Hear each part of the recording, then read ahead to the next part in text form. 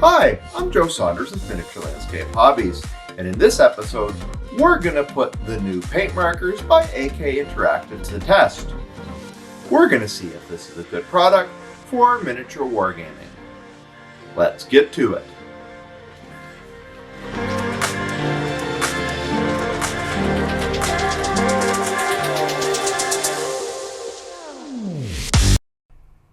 Miniature Landscape Hobbies is proudly supported by these sponsors. Acrylic paint markers aren't a new product, and the technology has been around for a while. Like a lot of painting techniques, though, these markers come and go in and out of style, and they have varying degrees of utility. This was the perspective that I had in mind a couple of months ago when I heard that AK Interactive was releasing a new line of acrylic markers based on their Real Colors lineup.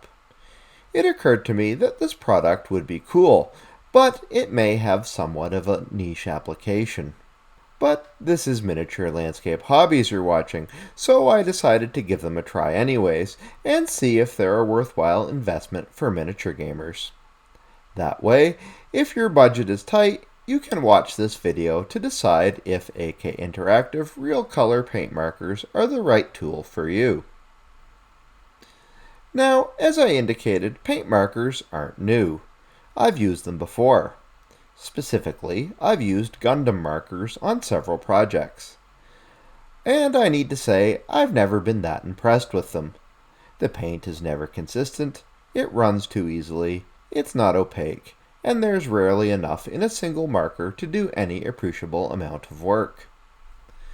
This may be an isolated incident specific to me, but I tried to do hard edge camo on some Team Yankee Swedish vehicles a few weeks ago, and I ran through the entire batch of Gundam markers in only 2 to 3 models. This was massively disappointing to say the least. These were 1/100 scale models, and I was only applying the camo patches, not blocking in the whole model, so the tiny amount of paint the markers had in them was far from good bang for my buck. Or, actually, my son's buck, really, since they were his markers. And I guess I owe him a new set now. It's with this experience in my head that I went down to my friends at Torchlight Games and bought the AK Interactive marker set, in hope that my results would be better. I knew from the outset that the Real Color paint range was good, and though the hue selection is limited to historical colors, this suited me fine, as I mainly paint historical models anyways. But the quality and utility was another matter. I simply had no clue how the markers would work for my projects.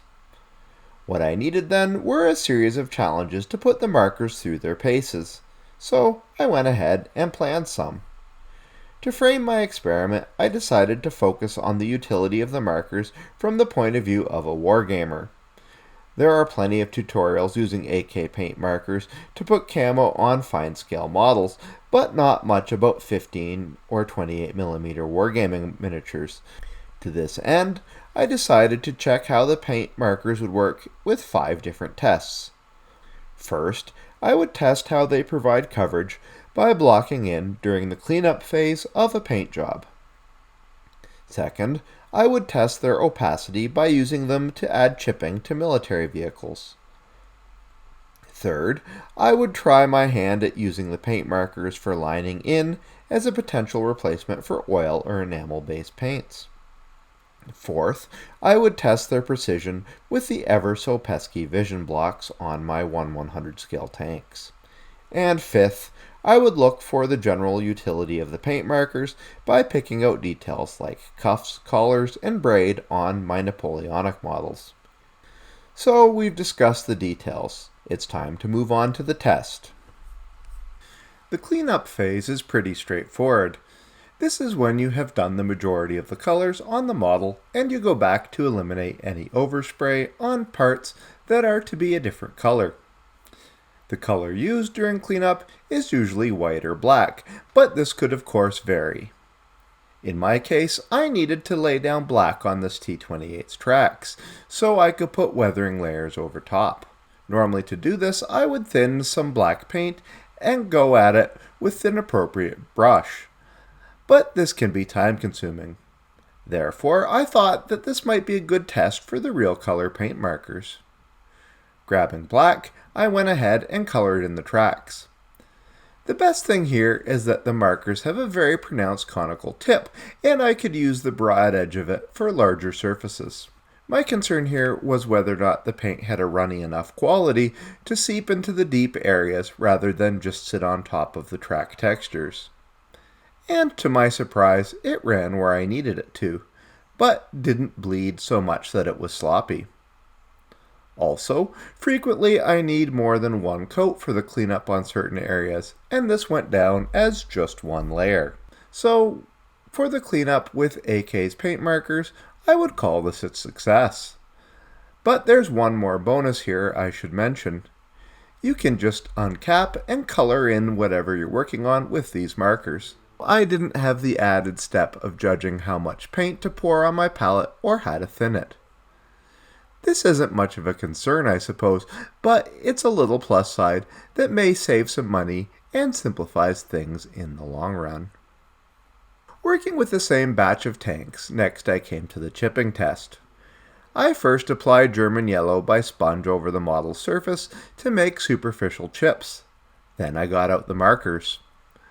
I took the aptly named chipping color marker and began filling in the center of the German yellow marks.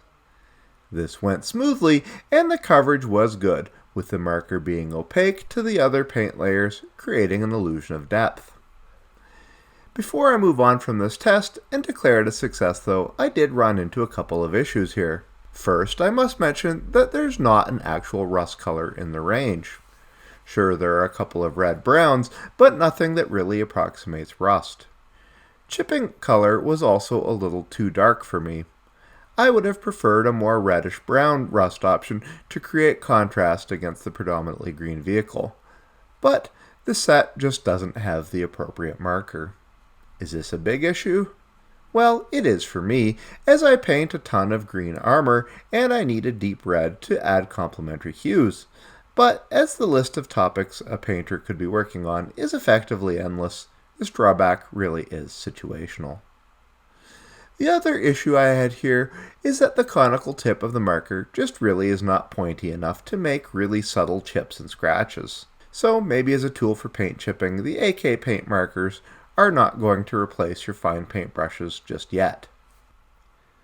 Lining in is the process of building a dark, usually black line around the key elements on a miniature in order to build extra contrast and make the details that much more obvious. As you can imagine, this is fiddly and time-consuming, though it's also critically important. To help with this, enamels and oil paints that can have very low surface tensions are often used, as they flow into tight areas and have good opacity.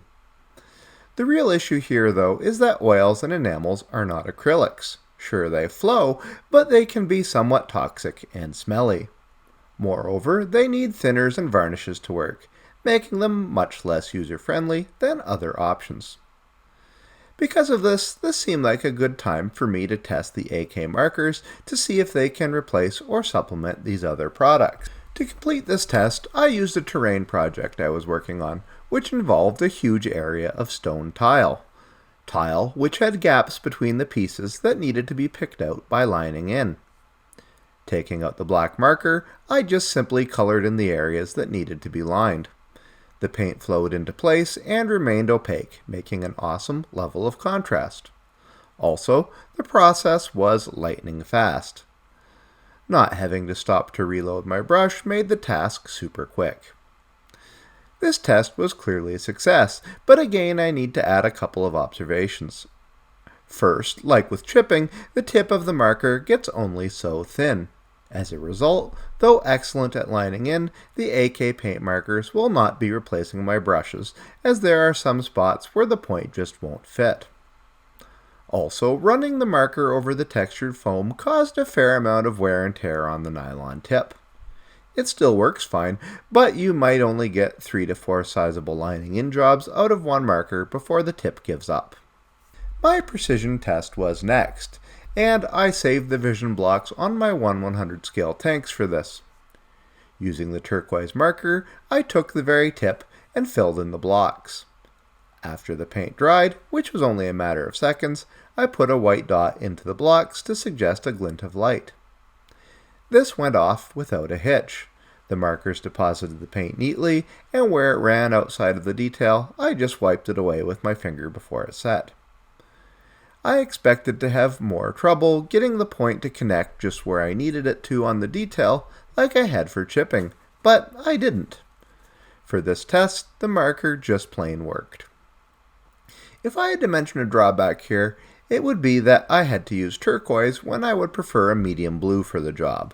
Why? Well, this set doesn't actually have a medium blue in it, so the turquoise, which admittedly comes out as more of a sky blue, was the next best option.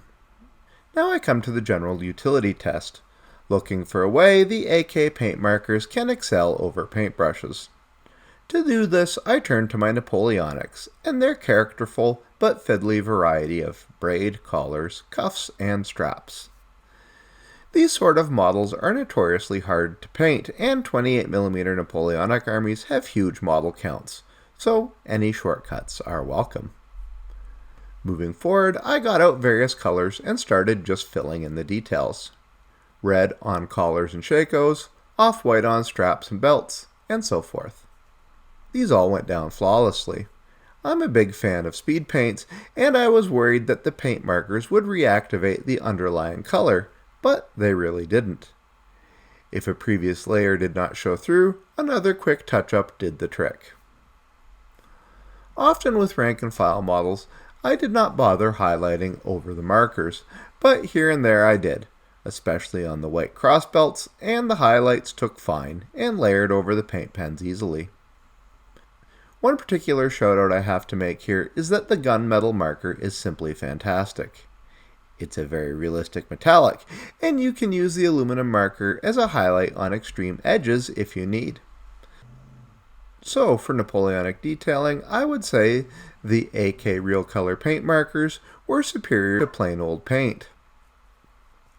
Because you recap them after use, there's also no waste, and it's easy to switch back and forth to do minor fixes. Now, previously I had trouble being precise with the chipping element, but as these were 28mm models, 90% of the time the marker tips were just the right size.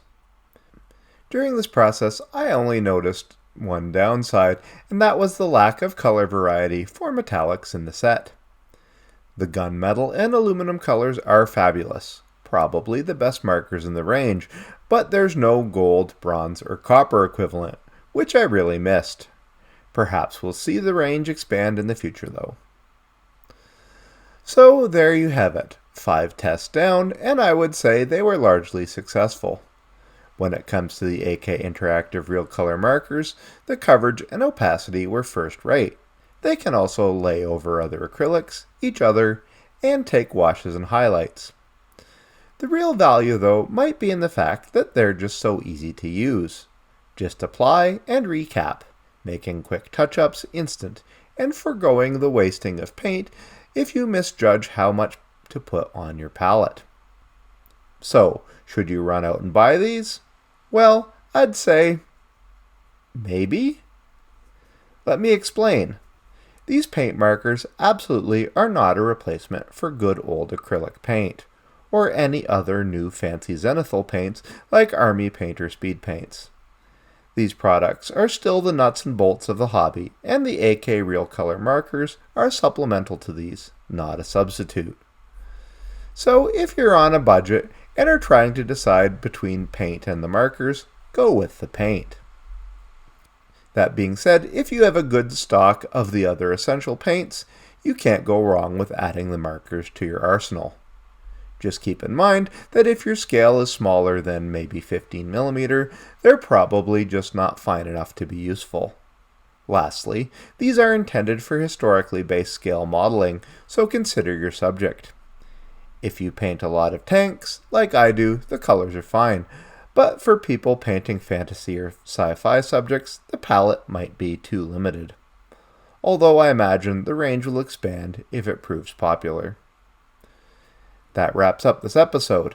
If you want to get this awesome product for yourself, please consider using the link to one of my sponsors in the video description, or head down to your friendly local game store.